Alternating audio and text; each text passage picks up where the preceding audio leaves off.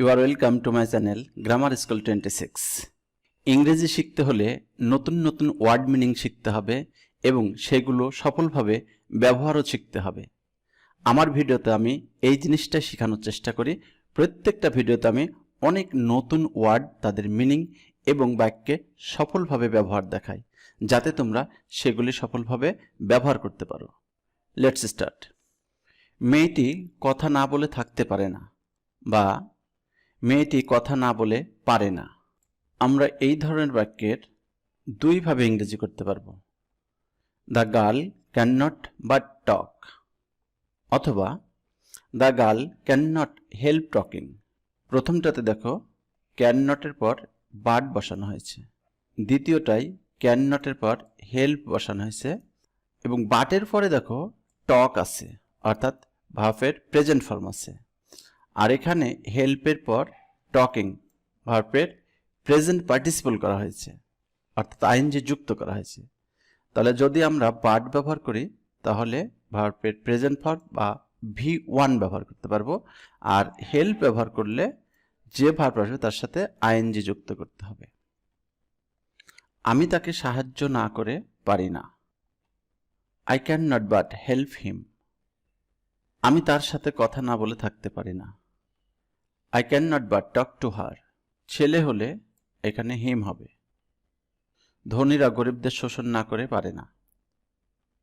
The rich cannot but exploit the poor. এই ধরনের বাক্যের গঠন হলো subject cannot but plus V1, এরপর বাকি অংশ যদি থাকে, অথবা সাবজেক্ট cannot help, এরপর V1 প্লাস আইএনজি, অর্থাৎ হেল্প ব্যবহার করলে ভার্বের সাথে আইএনজি যুক্ত করতে হবে। যেমন প্রথম উদাহরণটা দেখানো হয়েছে। এক্সপ্লয়েট অর্থ শোষণ করা, দা রিচ অর্থ ধনীরা, সকল ধনীরা, দা পোর অর্থ সকল গরিবরা। আমরা ওয়ার্ড মিনিং জানার জন্য আরও কয়েকটি উদাহরণ দেখব। মহৎ লোকেরা অন্যের জন্য চিন্তা না করে পারে না। Great man can not but think of others. Great man অর্থ মহৎ লোকেরা, থিঙ্ক অফ আদার্স মানে অন্যদের সম্পর্কে চিন্তা করা। দেশপ্রেমিকরা দেশের জন্য কাজ না করে পারে না। The Patriots can not but work for the country. The Patriots মানে দেশপ্রেমিকেরা, প্যাট্রিয়ট অর্থ দেশপ্রেমিক, ওয়ার্ক ফর দ্য কান্ট্রি অর্থাৎ দেশের জন্য কাজ করা। পিতামাতা তাদের সন্তানদের ভালো না বেসে পারে না। Parents can not but love the offspring. Parents অর্থ পিতামাতা, অফস্প্রিং অর্থাৎ সন্তান সন্ততি। শিশুরা না কেঁদে পারে না। Children can not but Cry. Child মানে শিশু, চিলড্রেন মানে শিশুরা, ক্রাই অর্থ কাঁদা। পুলিশ ঘুষ না খেয়ে পারে না।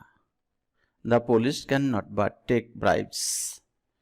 ব্রাইব অর্থ ঘুষ, টেক ব্রাইবস অর্থ ঘুষ নেওয়া বা ঘুষ খাওয়া। আমি তার প্রস্তাব গ্রহণ না করে পারলাম না।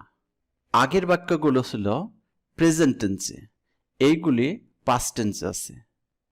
এই বাক্যটার ইংরেজি হবে I could not but accept her proposal.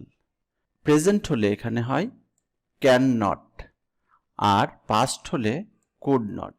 যেহেতু আমাদের এই বাক্যটা পাস্ট টেন্স আছে তাই এখানে কুড নট ব্যবহার করা হয়েছে। কিন্তু বাটের পরে সবসময় ভার্বের প্রেজেন্ট ফর্মই থাকবে।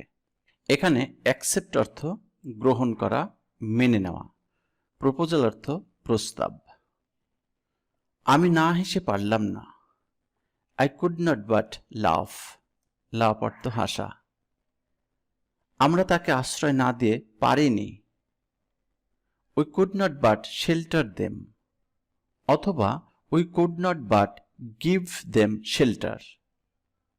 শেল্টার অর্থ আশ্রয় এবং আশ্রয় দেওয়া। সে চাকরিতে যোগদান না করে পারল না।